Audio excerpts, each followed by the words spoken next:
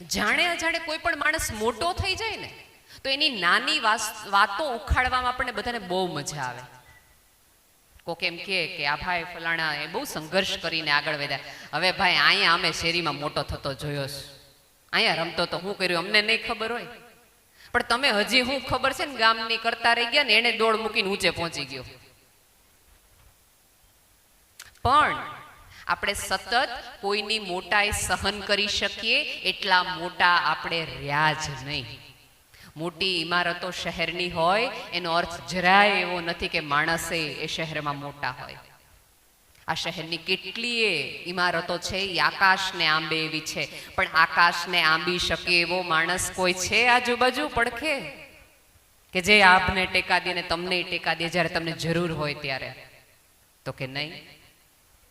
રોજ આપણા જ ફોટા પાડવાના, સેલ્ફીમાં સતત આપણી જાતને જોયા રાખવાની, ડીપી બદલાવ્યા રાખવાના ને હાંજ પણ જોયા રાખવા. આ તો સીધી વસ્તુ એવી થઈ કે તમે ચોરામાં જુવાર નાખો ને કેટલા કબૂતર ચણવા આવ્યા ને ગણ્યા રાખો. એવું આપણે કોઈ દિવસ કર્યું છે?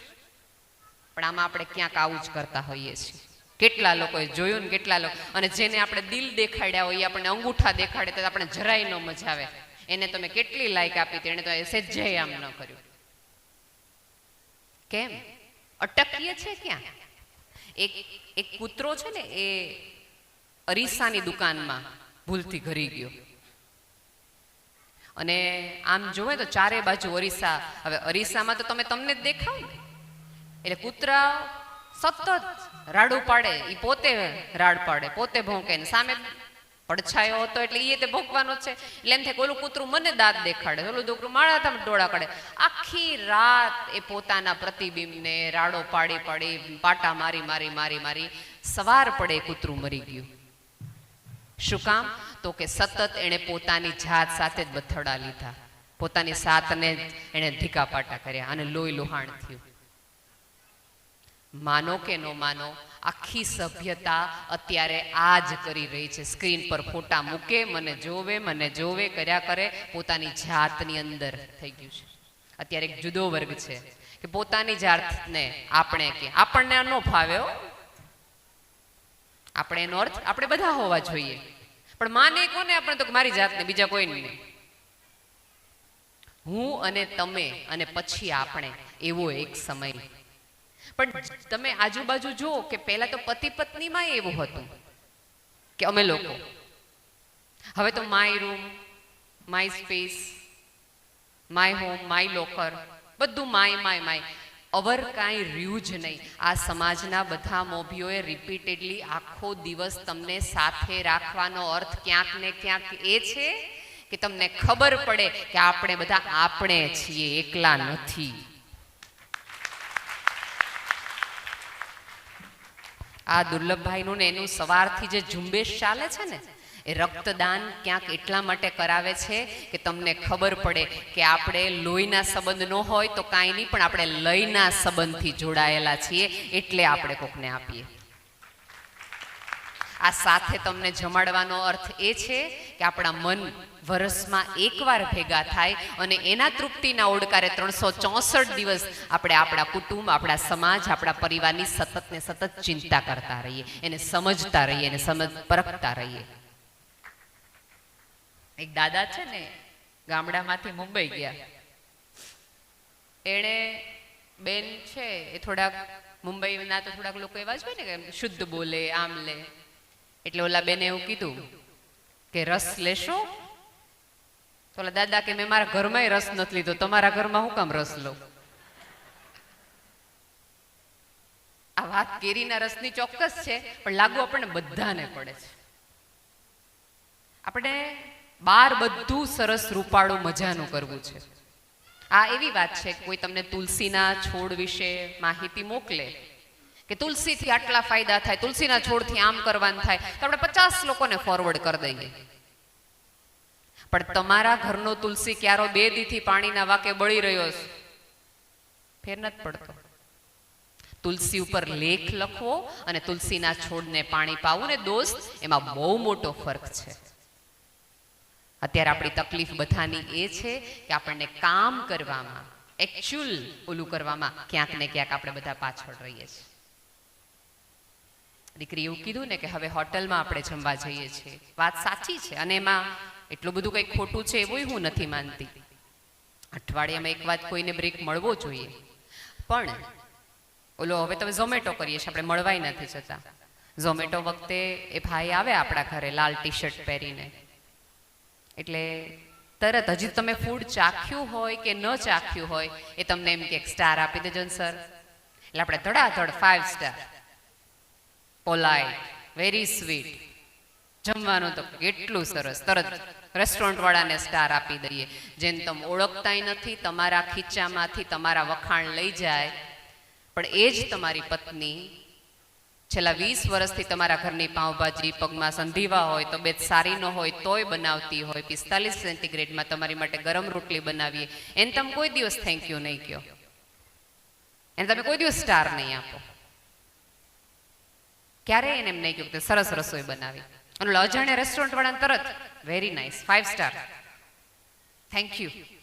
અને કેટલા અત્યારે આમાં ધારો કે હું ચાલતી ચાલતી આવું અને 2 જણાના પગ ભટકાય છે, સોરી સોરી. અને અહીંયા પણ આઘી રેને પણ હું આયલી આવે છે. ત્યાં ખબર નહીં બાર આપણે થેન્ક યુ ને સોરી ની વણઝાર હલાવે, લઈ જાવ ને અહીંયા ક્યાં કઈ પૈસા ઘટે છે. કહેવાવું જોઈએ ત્યાં સત્ય આપણાથી કહેવાતું નથી ને દોસ્ત, એટલા માટે પરિવાર અને સમાજ ક્યાંક જુદા થઈ રહ્યા છે. જ્યાં જરૂર છે હૂંફની અને પ્રેમની, ત્યાં આપણે આંખ આડા કાન કરીએ છીએ.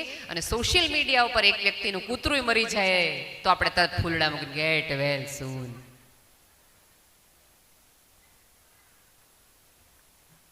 કેમ? થોડા પાછા ફળવાની જરૂર છે. સોશિયલ મીડિયા વાપરો, મજા કરો, એના બહુ બધા ઉપયોગો છે.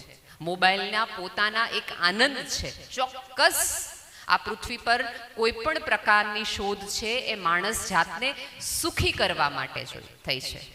તમે જુઓ, વિજ્ઞાનની એક પણ શોધ, બધી જ શોધ છે ને એ માણસની સુખી કરવા માટે થઈ છે, માણસનો સમય બચાવવા માટે થઈ છે. ગાડીની શોધ શું કામ થઈ કે બહુ દિવસો લાગતા હતા પહોંચતા, તો તમે સ્પીડમાં પહોંચી જાઓ એટલે પ્લેન બનાવવામાં આવ્યા. તમે ટપાલની બદલે મોબાઈલ ફોન, બધું જ શું કામ આવ્યું તો કે તમારી સ્પીડ વધી જાય, તમને સમય મળે, તમને સમય મળે. અને અત્યારે સૌથી વધુ વિધિની વક્રતા એ છે કે કોઈ પણને પૂછો બધા એમ કે સમય ક્યાં છે, સમય ક્યાં છે.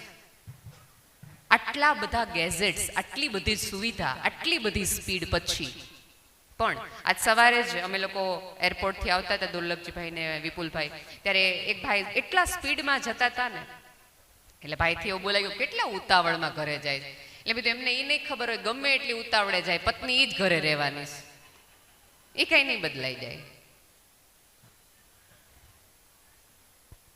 આપણે બધા સ્પીડમાં દોડીએ છીએ, ગમે ત્યાં દોડીએ છીએ. કોઈક વ્યક્તિ ઊભા રાખીને પૂછે કે કઈ દિશા તરફ જવું છે, એ ખાસ ખબર નથી.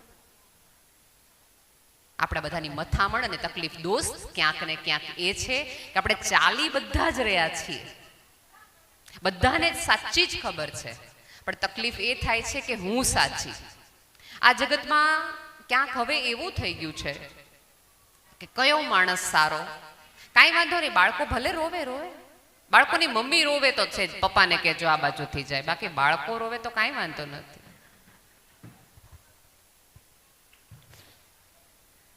બધાની તકલીફ અત્યારે એ થઈ ગઈ છે સમાજમાં કે આ માણસ ક્યાં બહુ જ સારો, ક્યાં સુધી તો કે મારી અપેક્ષામાં ખરો ઉતરે ત્યાં સુધી, મને બધી હા પાડે ત્યાં સુધી, મારી જરૂરિયાતો પૂરી કરે ત્યાં સુધી, સહેજ કોક ના પાડે તો તકલીફ પડી જાય. આપણને જાણે અજાણે એ બહેનો હોય કે ભાઈઓ કરતા એ બહેનોની તકલીફ વધુ છે. પૂરી જવાબદારીપૂર્વક કહું છું કે આપણને જાણે અજાણે ના સાંભળવી નથી ગમતી. ના આવે એટલે તરત આપણને એમ થઈ જાય કે એમ ના હે ના પાડી જાય, હે ને. અને આપણને તો રોવાનો અધિકાર છે, કુદરતે તમને એ અધિકાર નથી આપ્યો. બહુ જ સાચા અર્થમાં ઈશ્વરે પુરુષારે કરેલો અન્યાય ગણાતો હોય તો હું બે અન્યાય ગણું કે એક એમને મૂંઝાવાનો અધિકાર નથી, એક એમને તૂટવાનો અધિકાર નથી, એક એમને રડવાનો અધિકાર નથી, અને ત્રીજો કે એમની પાસે પિયર નથી. સી આપણને લોકોને મૂંઝારો થાય, બ્રેક લેવો હોય તો આપણે હું મારા મમ્મીને જાઉં થોડાક દી, એ ક્યાં જાય? તેને મમ્મીને ઘરે જ છે. આપણને મજા ન આવે તો આપણે 4 જણને ફોન કરીએ, મમ્મીને ફોન કરીએ કે જરાય આમ બરાબર નથી, એ એના મમ્મીને ફોન કરે તો ડબલ તકલીફ થઈ જાય. હા તમારે ત્યાં જ બધી વાતો કરવી છે, અમે તમથા લાવ્યા છે.